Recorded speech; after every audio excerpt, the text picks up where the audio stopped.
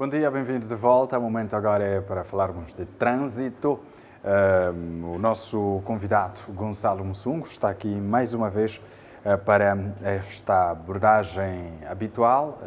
O Gonçalo é especialista em assuntos rodoviários. Gonçalo, bom dia.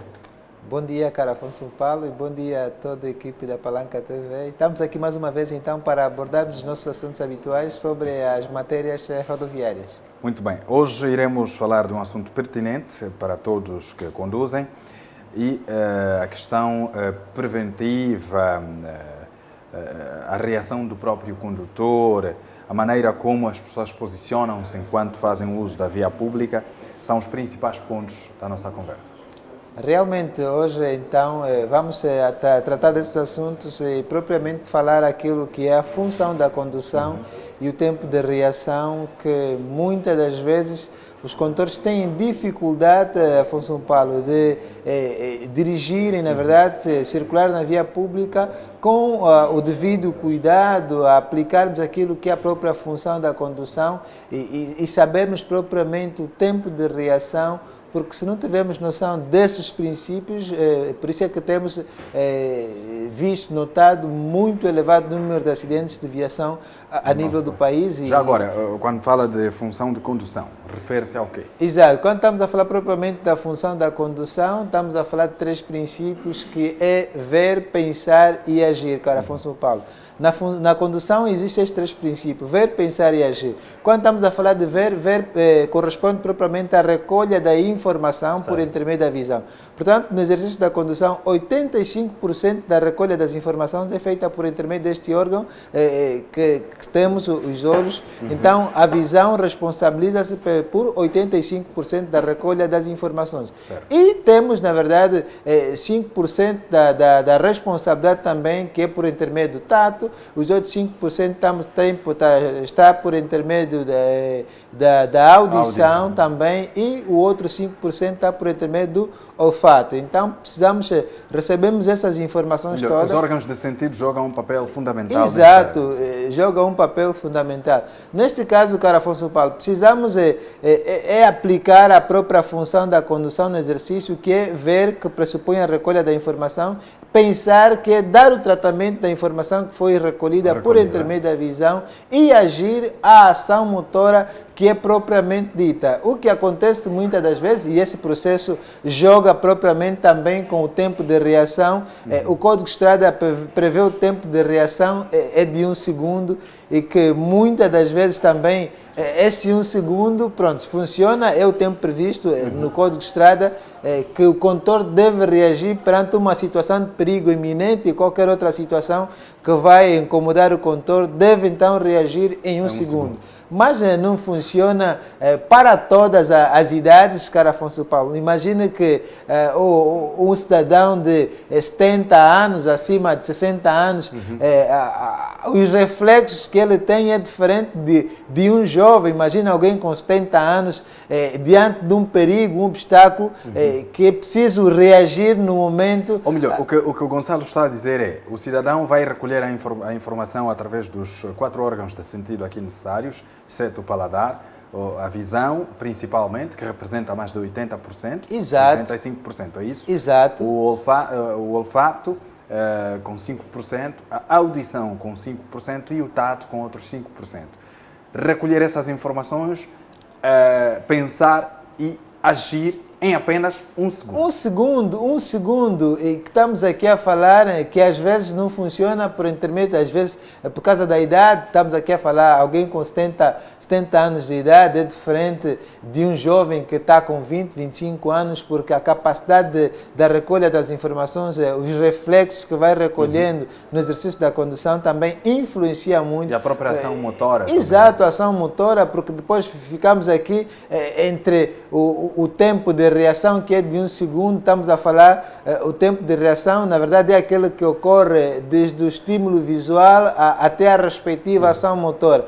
Imagine que o condutor que está a circular na retaguarda do outro veículo nota um perigo iminente, na verdade, ao invés de agir propriamente, pensar, recolheu a informação, está a pensar o tratamento da informação que foi recolhida e agir, ainda fica naquele vai e vem, o que é que vai fazer, olha que está se aproximar ao perigo, e depois de ele ver que não, é agora que eu devo agir, e já será tarde em 1 hora. Já percorreu uma distância e que depois, quando o próprio condutor achar que é o momento de agir, já será tarde, e daí começa a acionar. E porque a velocidade que o condutor levava era tanta, mesmo que acionar o pedal de travão de serviço em simultâneo, o veículo não vai obedecer em função da velocidade que o condutor leva. Portanto, depois é que aparece aquele outro processo que chamamos de a distância de travagem. Certo. Ele demorou ao agir, porque estava a dar o tratamento da informação que foi recolhida, demorou a dar esse tratamento.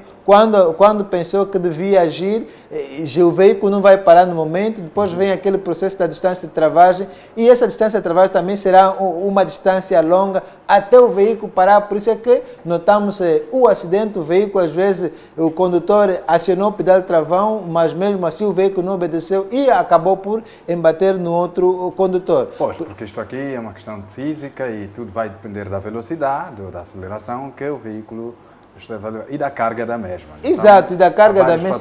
São vários fatores, cara. Quais são as medidas recomendadas para evitar situações anormais? As medidas recomendadas, cara Afonso Paulo, é mesmo cumprir as normas do Código de Estrada. Cumprir as normas do Código de Estrada, estamos a falar propriamente do tempo de reação, e como já dissemos que às vezes não funciona, o Código de Estrada prevê 1 segundo, para que a gente não procure, se a gente quisermos, na verdade, evitar, e tivemos nesse tempo que o Código de Estrada prevê, o segredo é, na verdade, também não excedermos os limites de velocidade, procurarmos circular na velocidade que a própria lei de Código de Estrada recomenda. Por exemplo, tempo de dentro das localidades, estamos a falar de 60 km por hora. Se circularmos a 60 km por hora, na verdade, dentro das localidades, diante de uma situação de perigo iminente, o condutor ainda tem tempo, mesmo que é um bocadinho também difícil, mas mesmo assim o condutor ainda pode evitar esse acidente, que é reagir em 1 segundo, que é mesmo difícil, mas é possível reagirmos em 1 segundo. Isso é para, na verdade, evitar ou minimizar a gravidade das lesões, porque se for o contrário vai ser muito difícil e os acidentes vão continuar sempre a somar, cara Afonso Paulo. Infelizmente, e não é isso que nós queremos. Por isso é que o Gonçalo está aqui, não é? Para ajudar-nos a reduzir os casos de sinistralidade rodoviária com os conselhos que vão sendo passados aqui. Gonçalo, uma pergunta que não deixaria de fora é a questão da distância entre veículos. Nós temos visto cá, sobretudo em Luanda, onde o trânsito acaba por ser, em muitos casos, pesados nas principais vias da capital, e quando há o famoso engarrafamento, o congestionamento no trânsito, temos notado que as viaturas ficam muito próximas uma das outras. Qual é a distância que se te recomenda, a mínima? Bem, Paulo, o Código de Estrada, na verdade, não prevê uma distância que o condutor da retaguarda deve guardar com o veículo da frente. Não há uma distância que o Código de Estrada prevê. Na verdade, o próprio condutor é que deve calcular que essa distância que está separada do meu veículo, eu que estou na retaguarda, com o veículo da frente, é suficiente, é segura para que se possa evitar, então, um acidente. Porque se eu não calcular, imagine que eu às vezes posso calcular, bom, o veículo está na minha frente, está a circular, por exemplo, eu levo uma velocidade de 60 km por hora. Ok. Qual é a distância que eu devo guardar com o veículo da frente? Tu é que deves calcular, porque o Código de Estrada não prevê nada diante dessa situação. Se calculares que não, essa distância que eu dou é suficiente para que se evite o acidente e o condutor do veículo da frente efetuar uma travagem brusca e o da retaguarda não conseguir imobilizar o veículo para que se evite esse acidente e acabares por embater no outro veículo, claro que calculaste mal a distância de segurança. Mas precisamos aqui, por isso é que estamos aqui a reforçar que é preciso pautar pela segurança, que é reduzir a velocidade, pautar sempre pelo princípio que não se deve exceder os limites de velocidade e dar uma distância segura, na verdade, porque o Código de Estrada não prevê se é 10 metros, 5 metros, mas o que se aconselha mesmo é não circularmos propriamente muito próximo do outro e, como disseste muito bem, que hoje temos muito hábito, às vezes eu vejo, mesmo até às vezes numa inclinação, numa subida, está congestionado o trânsito, o condutor quer encostar muito lá, no outro condutor que está em frente, é perigo porque temos aquele que chamamos de jogo de embreagem na subida, o condutor precisa fazer aquele jogo de embreagem e para aquelas vezes, mesmo sendo um condutor já habilitado, experiente, mas ainda tem aquela dificuldade, logo tira o pedal do pé de travão para o acelerador, largar a embreagem, sempre aquele auxílio do veículo em tentar recuar e o condutor da retaguarda que encostou e depois o veículo está em frente, apoia, depois outro problema, porque bateste o meu veículo. Tem sempre cria um outro problema. Exato, que vai congestionar. mas também o que causa muitas das vezes essa situação é que, cara Afonso Paulo, aqui o nosso hábito em Luanda é que se deixares um espaço simplesmente já tá lá de 1,5 metro, 2 metros, é suficiente para um outro condutor entrar e ocupar aquela abertura. O que não é um comportamento correto, precisamos corrigir, deixarmos a distância de segurança, pelo menos 1 metro de distância. Há quem defenda 2 metros. Exato.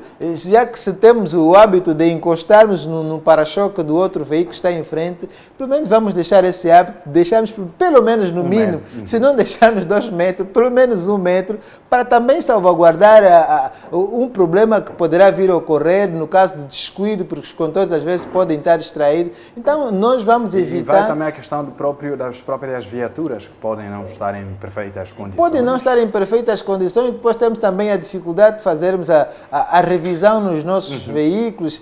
Se o veículo não nos apresentar uma avaria que já não consegue circular, enquanto não aparecer esse tipo de problema, continuamos sempre a circular. Então, é impressionante. Precisamos fazer a revisão no tempo oportuno para que não haja então perigos, porque também o mau estado de conservação dos próprios veículos também chega a ser um fator também de contribuição para o elevado número de acidentes de viação e, na verdade, a meta mesmo que a gente precisamos, começamos já mal em 2022, mal entramos em 2022 já com um elevado número de mortes por acidentes de viação, que é grave. Talvez que o primeiro trimestre de 2022 possivelmente poderá superar o primeiro semestre. Está a ser bastante sangrento. Está a ser bastante sangrento, cara Afonso Paulo. Então estamos sempre a recomendar que Angola não realiza campeonatos de acidente, portanto vamos cumprir com as normas de circulação e conduta para evitarmos então o elevado número de acidentes. Claro que estamos sempre a reforçar, em qualquer parte do mundo onde há circulação rodoviária há sempre acidente, mas no nosso país, particularmente, os acidentes de viação ser a segunda maior causa de morte e a primeira em deficiências humanas é muito preocupante. Por isso é que estamos sempre também a reforçar que há necessidade de que o Estado pôr a mão nesse problema de a implementação de uma cadeira de Código de Estrada, cara Afonso Paulo, no ensino geral, porque vamos educar. Porque se é complicado, cara Afonso Paulo, o cidadão cresce, imagina, temos a idade compreendida para que o cidadão entre a uma escola de condução é aos 18 anos. Imagina que ele cresceu até aos 18 anos muito provavelmente com o ensino médio já concluído. Exato, com o ensino médio concluído e às vezes está com 30 anos, nunca aprendeu nada do Código de Estrada, não sabe o que significa uma placa de sinalização. Às vezes o sinal está aí, está a dizer que é proibido passar neste local porque oferece perigo. Ele não domina, até pode pensar que aquela placa de sinalização é um enfeite da estrada. Exato. E logo com 30 anos, 20 e tal anos, é que pretende,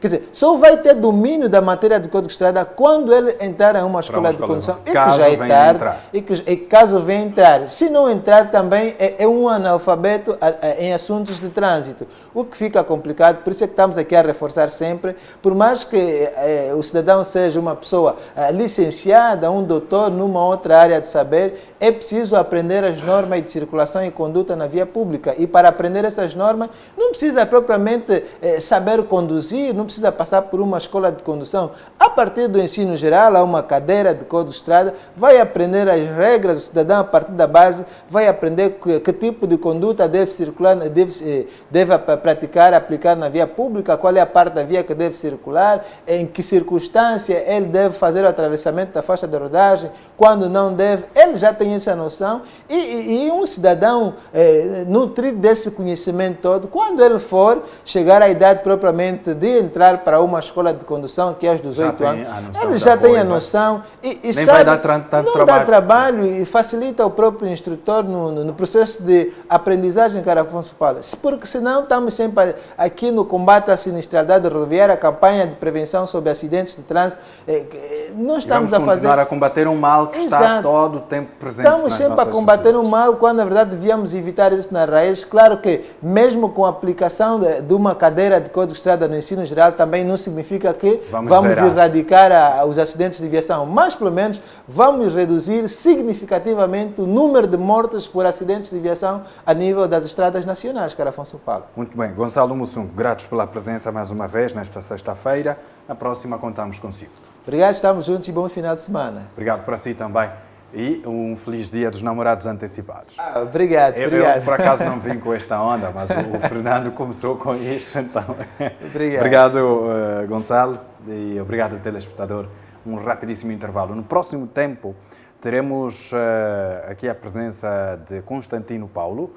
O Constantino é um jovem mergulhado no empreendedorismo, mas hoje não falaremos do empreendedorismo. Falaremos da liderança ou da ascensão de jovens a cargos diretivos e não só nas empresas públicas e privadas. Um tema interessante e o Constantino vai conosco pensar neste tema. Até já.